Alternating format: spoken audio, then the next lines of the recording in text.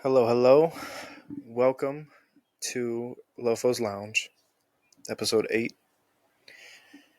And just a forewarning, this is more of an emotional, real deep diving kind of podcast that we're doing today. As you guys see, the title's called Call Your Mom.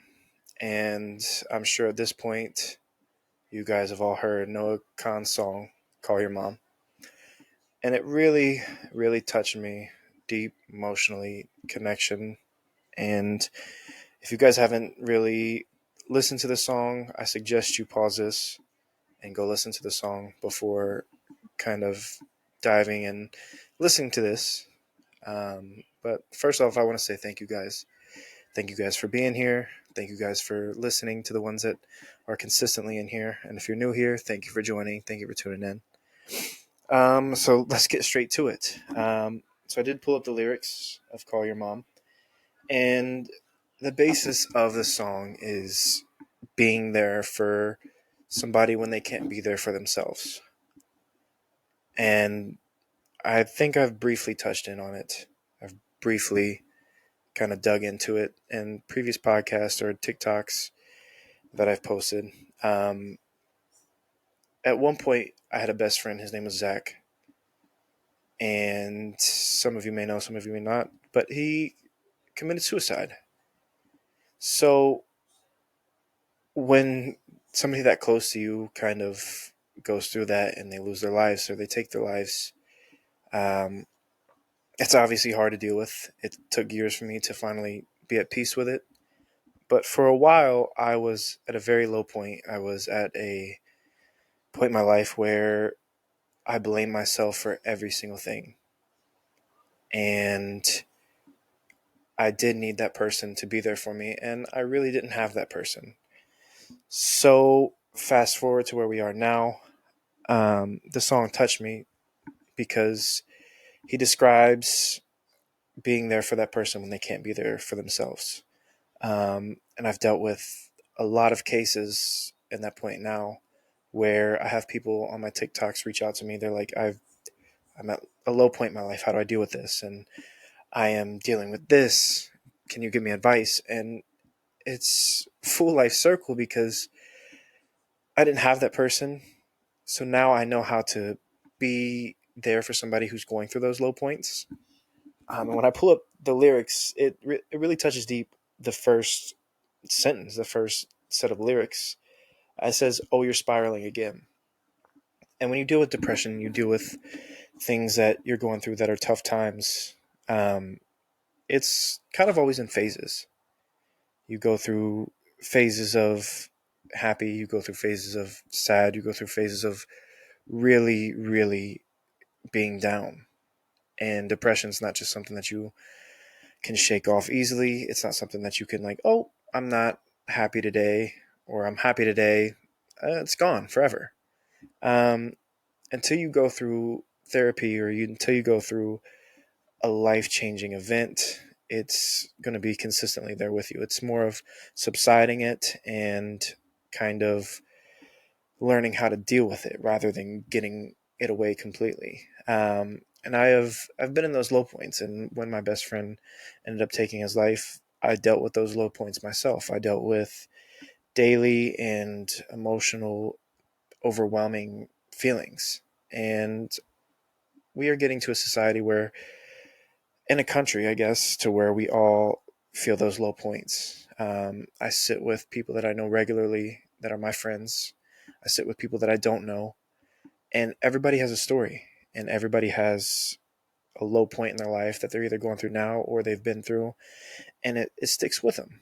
And when Noah released this song, I think he knew what he was doing. I think he has a passion for being there for people, and that is kind of what my content drifts to.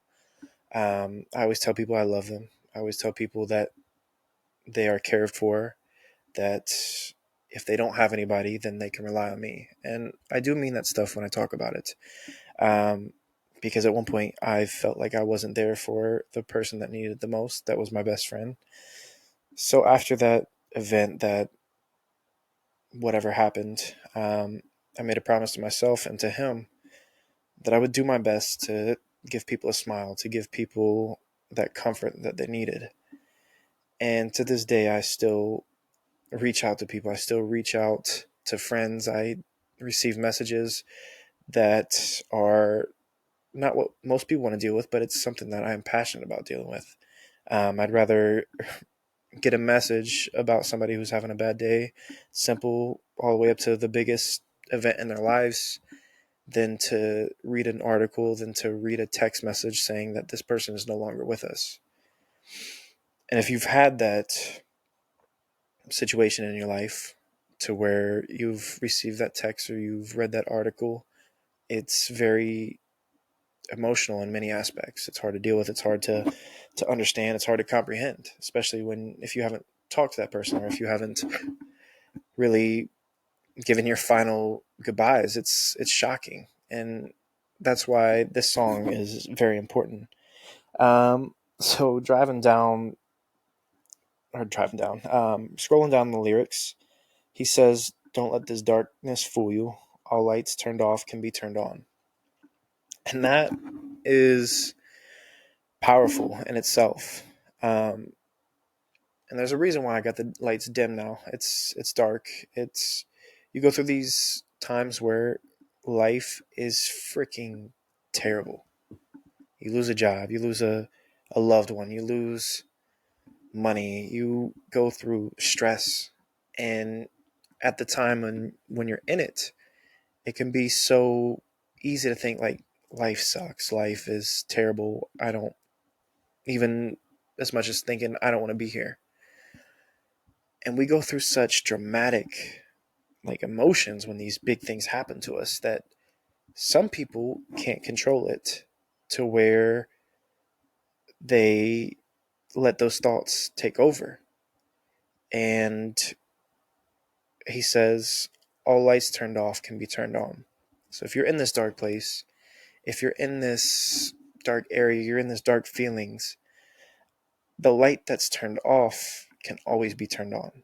And that's powerful in many different aspects. That's powerful because at the end of the day, there's going to be a light at the end of the tunnel. There's going to be a light turned on. There's going to be a better day. Today may be the worst. Tomorrow may be 1% better. Over a course of 100 days, you're going to be right back to where you were when you were happy, when you were at that happy time in your life. It all subsides eventually, whether it's emotional pain, physical pain.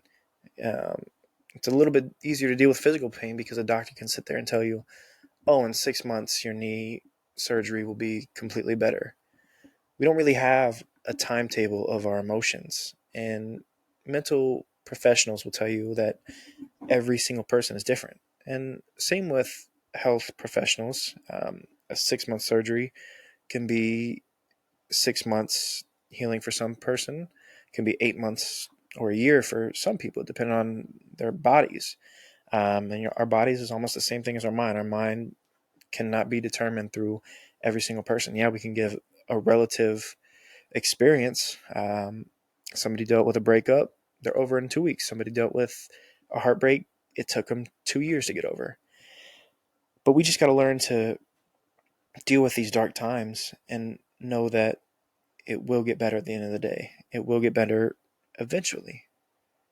And that's why I don't know. The song really captivates every single emotion that you go through. And being somebody who promotes positivity, being somebody that promotes loving and caring for somebody, it's very emotional song, and it really grasps how I feel, how I want to communicate with everybody. I made a post.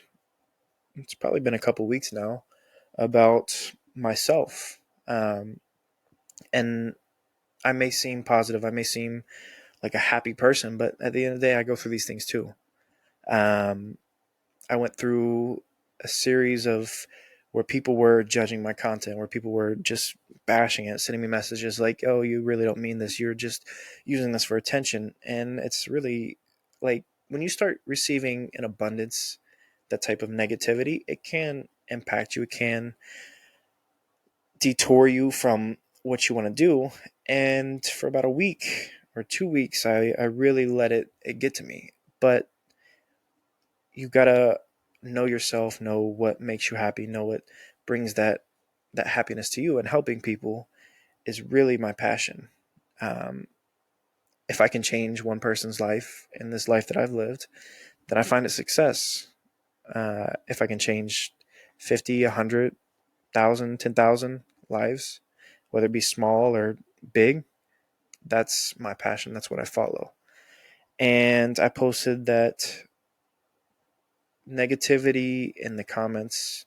Um, I really, really struggled with those comments, those messages when I first started making content. And now I'm to a point where it's like if I see a negative comment, I kind of either me religiously I will pray for them. Um, I'm not saying everybody needs to be religious in that aspect, but I always think positively to counteract the negative. So if somebody is attacking, if somebody is throwing negativity in the air, you just respond kindly. Like I had somebody comment the other day, like, "Yo, this is stupid. This is." I won't say it's very inappropriate, but I responded, "I hope you have a good day." And they had a picture of their family on their little profile, and they're commenting negative things. And I said, "You have a beautiful family. I hope that your day is kind." And I felt like that response kind of would give him a response that he was not expecting, because nobody usually responds to that kind of thing with positivity. So that I feel like that should change him in some sort of aspect. But that's just powerful in itself. And then I scroll down a little bit. Where is it? Where is he at? And oh, by the way, we did hit about 400 listens in the short 7 episodes. So I wanted to just jump in and say thank you guys again. Um, to some people, that may not seem like a lot, but that is at least 70, 80 people have followed and started listening. So again, I just appreciate you guys so much for all the support. We hit the 10,000, 11,000 following mark on TikTok, which is insane. Making content I never even dreamed of hitting over 1,000, and then here we are with the amount of support that you guys have been giving, and the people that listen to this all the way through. You're getting the utmost respect from me. You're getting the utmost support from me. I appreciate you guys from the bottom of my heart. I'm doing a lot better. When I thought about this episode and thought about doing this, I knew I was going to get emotional, and you can kind of hear it in my voice a little bit. It's a little bit raspy. It's a little bit on edge, but I've held it together very well. So he goes in and he says, "Waiting room, no place to stand," and that just shows like the small things that can upset us. Um, it's a simple, simple task. You go to the doctor's office and you're in the waiting room. If you're having a very bad day, that can just set it off. That can trigger you to just feel a rush of emotions. And I know I'm like 95% positive. Everybody's been in a very terrible day. Say you just went through a catastrophic event. You just went through something, and all it takes is that little smidge of being in that waiting room, and there's nowhere to sit. You just really wanted to sit, and it just sets you off. You just want to cry. You just want to bawl. And sadly enough, most of us will hold it in. And a lot of us, especially as men, I feel, we're afraid to let those emotions go. We're afraid to be ourselves. We're afraid that it's going to affect our manly card, our manliness. And I am here as somebody who I associate as a man, that it is okay to not be okay. It is okay to cry. It is okay to let these emotions flow. It is okay to be not what people describe as a super manly man who doesn't cry, who doesn't ever show emotion. It is safe to show emotion nowadays. It's always been safe, but it's just been judged. We need to let go of the stigma of not crying, the stigma of holding everything back, because I feel like in the long run, it will implode just from the inside, you hold all this stuff in. Eventually, you're going to implode or explode, whichever one you want to associate that with. But I've been in that point where previous encounters I have refused to let myself express myself. I refused to share what was bothering with me and share my emotions because I was afraid to be judged. And after months and months of that, somebody can only hold back so much. It's kind of like a river with a dam. A dam can only hold so much if it's put together. Eventually, that dam's going to break apart and everything's going to rush through, or things are going to just explode. And I feel like if we were to just release our emotions when it happens, in a safe manner, I'm not saying go out and just break things, or if you're one of those aggressive people, I know there's a lot of different ways to deal with emotions. And if you are one of those aggressive people, I always recommend the gym. I always recommend any type of physical activity, exhaust yourself. If you're an emotional explosion, whether you need to yell or scream or cry, go freaking do it. Find a safe space, whether it's home alone, or make sure you tell your neighbors if you're in an apartment or something, because we don't want the neighbors to call the cops. That'll just set us off even more. But go to a freaking empty park and just let it out. Let those emotions drain from you. It feels amazing. It feels wonderful to just let your emotions kind of ride. And as I'm looking up, I know I like to keep my episodes at the 15-minute mark. We're at 16, going on 17 now. So I'll kind of wrap it up in saying that, first of all, thank you, Noah Kahan, for this song. If you ever listen to this podcast, that would be amazing. But if you really are struggling, if you really are in a situation where you feel like you have nobody, I will be that person for you. I have several people that I associate with that would be that person for you. Um, and as funny as it is, if the episode is called Your Mom, call your mom. Give your mom a call if they're still around. Give your family, your friends a call. If you are feuding, if you are arguing, if you are fighting, or if you've had troubles in the past, release that negative energy, release that toxicness. Let go of things that you're holding onto. And if you are in a troubled spot, if you feel like you have nobody there, if you feel like life is at that point where you want to give up, please reach out to somebody. Um, if it's not me, there's so many professionals in this world. There's so many people that are willing to listen, willing to help, willing to give you more resources. I'm an advocate for mental health, but I'm not a professional. I can't tell you specifically what to do. I can give you advice. But even if it's something that you just want to talk about and just let it out, I'm willing to listen. I'm willing to give you my time. And I've done it for many people.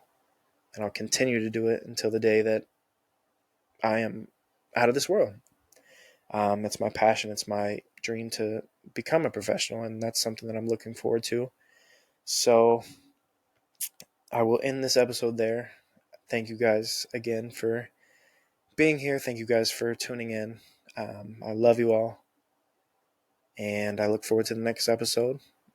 And thank you again.